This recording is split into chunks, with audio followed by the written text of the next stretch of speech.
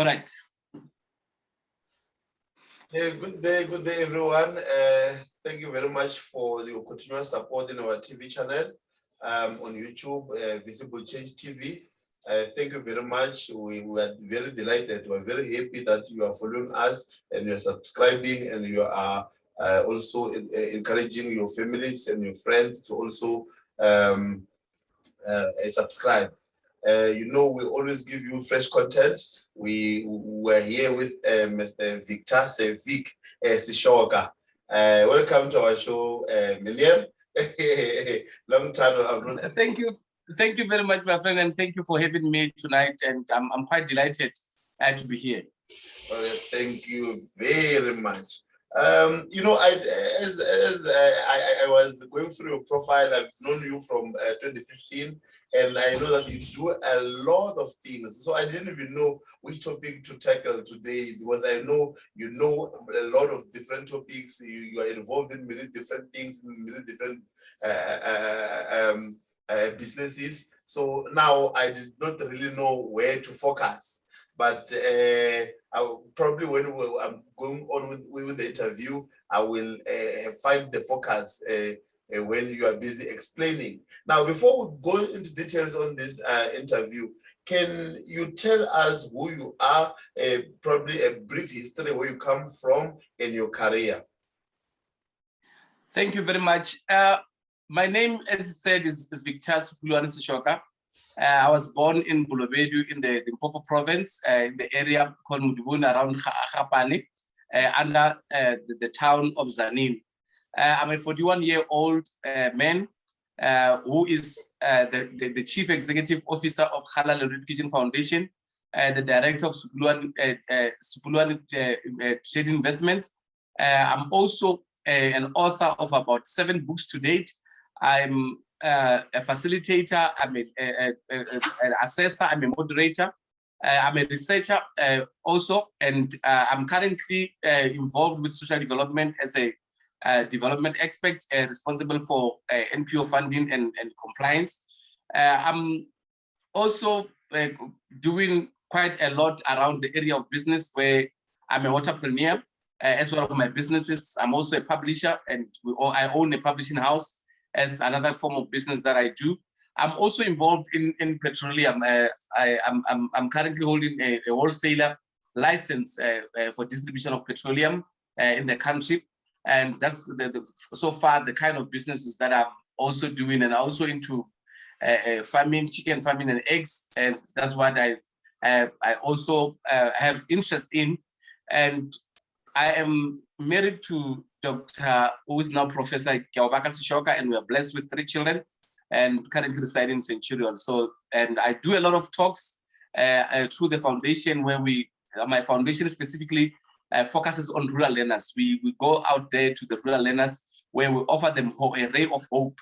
And we also make sure that we host career development expos for these young people, so that they can have access to tertiary education. We assist them with bursaries. We assist them to make sure that at the end of the day, they end up, realizing their dreams of accessing tertiary education. So that's what we do a lot, and we keep ourselves busy in making sure that we impact the lives of those who are less privileged than us. Thank you. Wow, nice, very brief and very interesting. You know, that's why I would mention that I think you're going to be a regular in our TV channel, to at least, like, we're going to focus on entrepreneurship, we're going to focus on issues of education, on issues of our communities. I think you are more involved in many different platforms and aspects in our lives. So I think we still have to meet you a lot of times to also discuss about other issues. So now you mentioned so many things now, some of the things that you are doing, I think I even forgot them already, because there are so many. So I'm interested in knowing, how do you manage your time? How do you do so many things at once? Simply put, is that we all have 24 hours a day, and we have got 48,400 seconds, 46,400 seconds to spend in a day. We've got 31,500,000 seconds in a year. So it is up to us, how do we manage our time. Each second count, each minute count, hour count, each week count, each day count, everything counts. And what I found meaning is that I always say to people, the critical point is based on what I call the 3 Ds of potential. You need to discover your potential. After you've discovered your potential, you must make sure that you develop your potential. After developing your potential, you need to be in a position to demonstrate your potential. So that on its own keeps me busy and also keep me preoccupied by that, to say we have got quite a lot of time. And if I can give you an average time of a human being daily, majority of our people, those who are employed, they spend plus minus 8 hours at work, but they come and waste about 4 hours sitting on the couch watching TV. You know, from 6 o'clock up until 9:30 or so, they are watching TV. And that time you're watching somebody working. So which means you take daily, and if you calculate those 4 hours or those 3.5 hours per day into a week, you see how much time you've wasted. And I'm one person who does not watch TV. As you know, in one of my, in my Facebook, I've got a group called 30 Book Readers 2021, where I'm encouraging people to read at least 20 books, 30 books in a year. Right now, I'm on my book 21 and towards 30. So that on its own says to you, you have got time, but the issue is the management of that time. And I always say, time wasted will never be regained. And the critical point there is that a lot of us we have got a lot of time in our hands, but how we use it is critical. Wow, nice. You mentioned another critical aspect on your 3 Ds.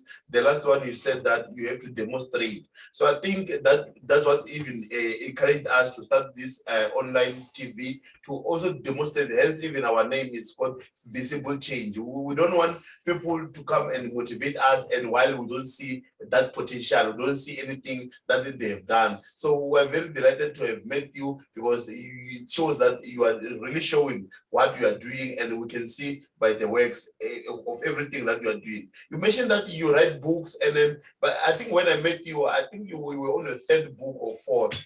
The one that I know is has to do with construction, something. Yes, when we met in 2015, that was when I was launching my 5th book, which is still under construction. That is a book that I've launched in 2015. Currently, I've completed that. I'll be launching a book called Addicted to Success. Another one is called The Mindset of a Winner. Those are the 2 books that I'll be launching soon. And subsequently, it will be followed by another one called Dealing with Workplace Bullying. Because I believe that, you know, a lot of people are struggling and suffering from workplace bullying. And as adults, when they get home, they now tend to take out their frustration upon their children, upon their spouses, and upon various things around their family. So those are the books that I will be launching soon. In the next month, I'm launching the 2 books, as I'm also be launching my radio online radio station called Inspiration FM. .co.za. That will be launched in the month of June, whereby people are going to be able to a platform like yourselves. You will come there and be one of the presenters on Inspiration FM, because I believe that I need people who have got vision, people who have got potential to come. I do not want people who have said they've done it before. I want people who have got new content to come and contribute towards the development of our radio station. Oh, thank you very much. So, and in fact, you touched on some of the things that I wanted to ask you now in relation to your books. That are your books maybe are the economic books, or are the books that speaks about politics, or they speak about what are your books all about? Are they having similar discussions, or are you touching on different aspects?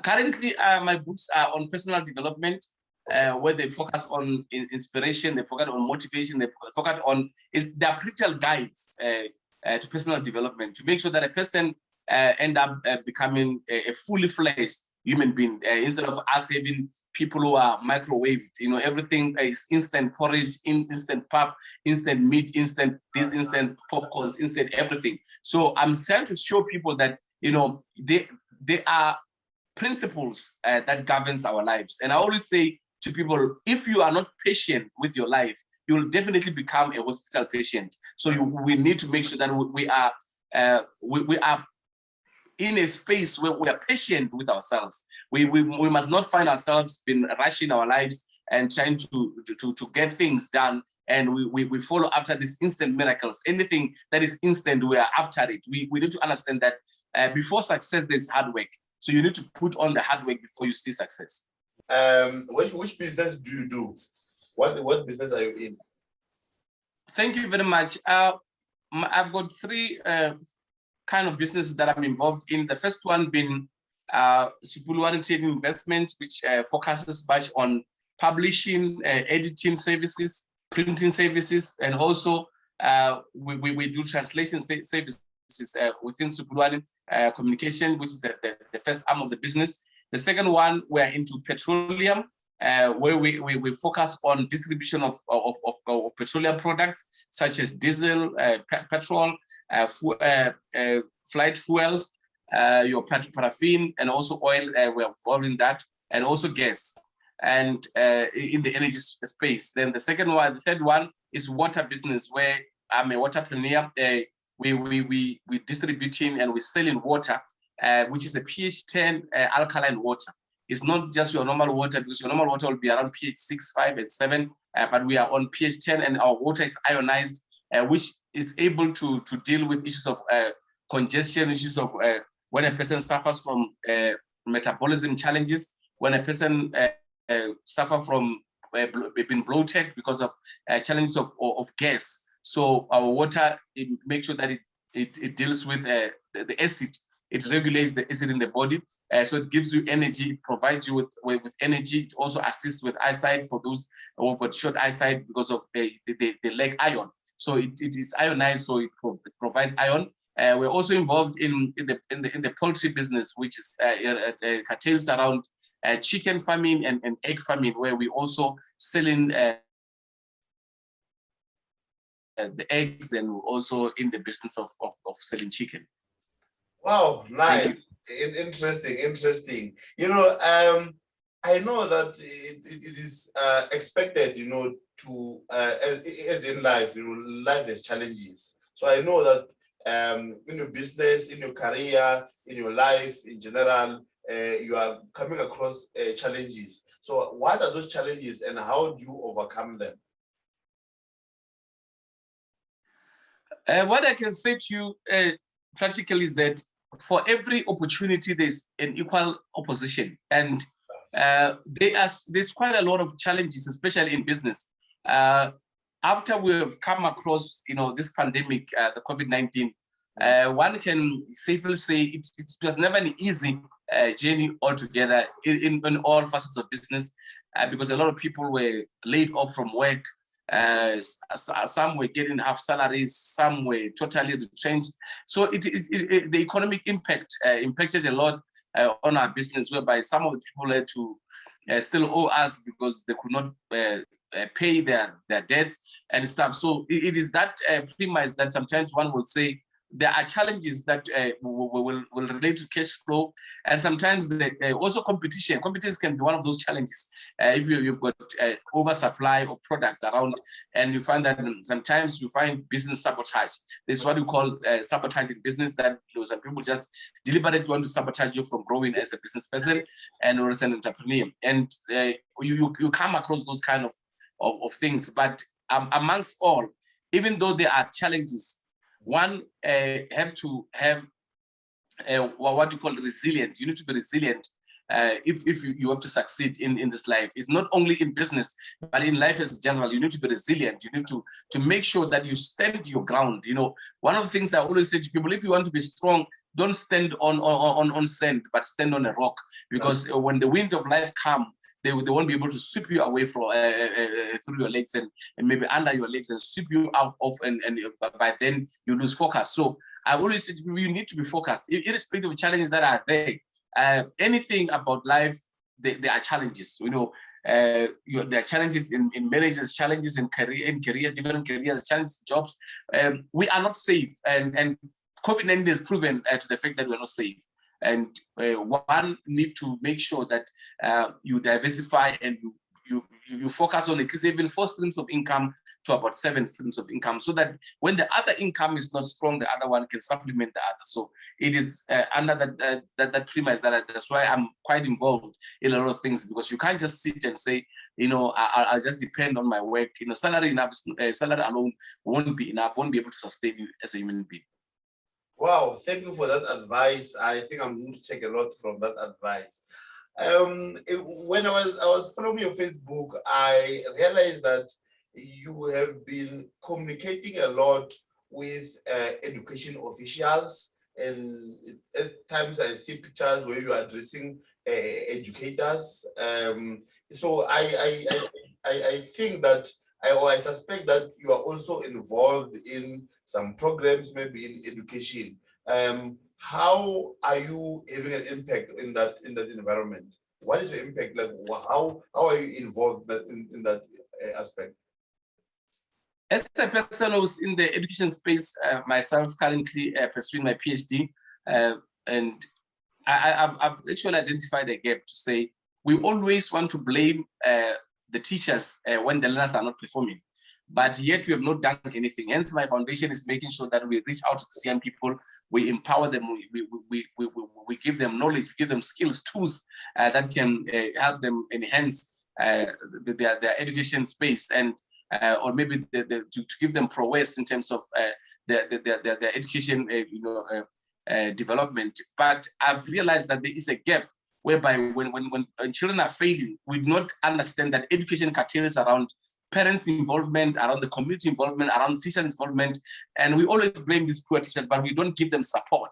So I've decided to partner with the Department of Education in Gauteng through Chief Director Mezanelim Tembu to make sure that we empower these educators. We give them platforms where we are able to come and encourage them and motivate them and make sure that we support them in their endeavors. Because we realize that most of them, we neglect them, but yet we are quick to blame them, we're quick to judge them, we're quick to lay the whole blame, and we forget that in education of a child curtails around stakeholders, your children, the learners themselves, the parents themselves, the teachers, the school governing body, the community where the school is situated, plays a major role in making sure that that child comes out tops in the endeavors.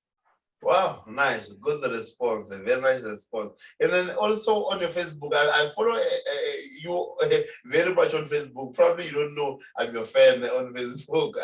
I follow almost every post that you post there. So like I've realized also that when you birthday, in most cases, you ask for donations as part of your people don't want to celebrate the birthday with you. They have to celebrate your birthday by donating school shoes to you, and then later I see you presenting those school shoes to schools. How is that program? How are you doing in that program?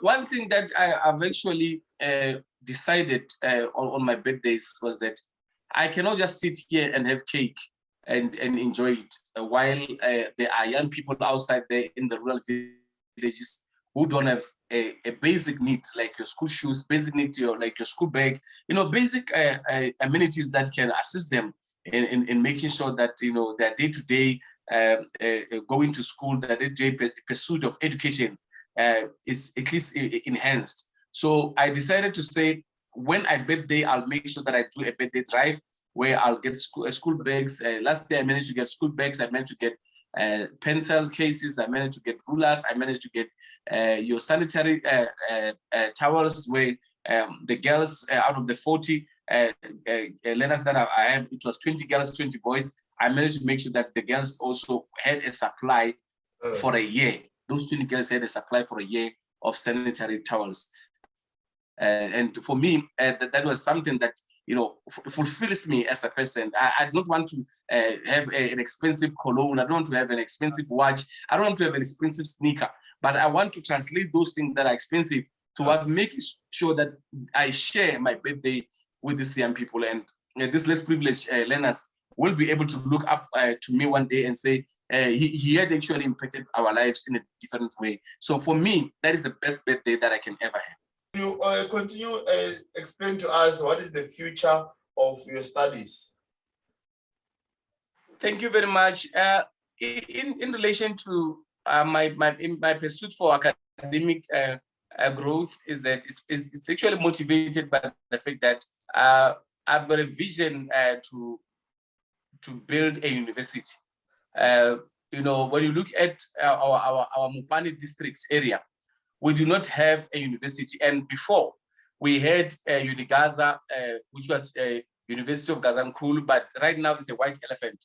When you look at the population of Guyana compared to Bolobedu, with the Mupani population, is quite big in such a way that I believe that when you look at Mupani district on its own, the municipality, from Greater Letaba to Greater Mopani, from Zanin up until Guyana, you realize that we do not have a university of higher learning. So, and we have colleges like Kwankua, which was the Vumbeni College. We've got Mojaji College of Education. We've got Unigaza. That actually is not working. And I believe that it is my vision to pursue this vision of building the University of Bolobedu or Bolobedu University that can have branches in Kwankua, that can have another branch in Guyana to cater for our learners that continuously migrate from Mopani into your Capricorn, migrate into Vembe, migrate into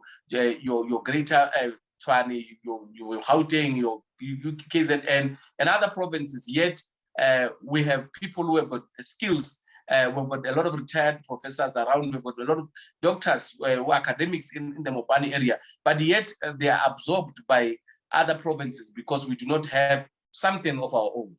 Okay. I think I have to organize, I don't know how many interviews, to deal with every single aspect that you have been mentioning, because even this one that you just mentioned now about building a university, I once had a similar dream that I wanted a college of administration, because I think I'm an expert in that area. So I think that there's more that we can speak about, and then even on the issues of entrepreneurship, I think we still have a lot of questions around that. And even your books, I think we need to tackle each and every book that you wrote, and then you explain to us exactly what is happening. So, but because now time is also not on our side, I need to be concluding now.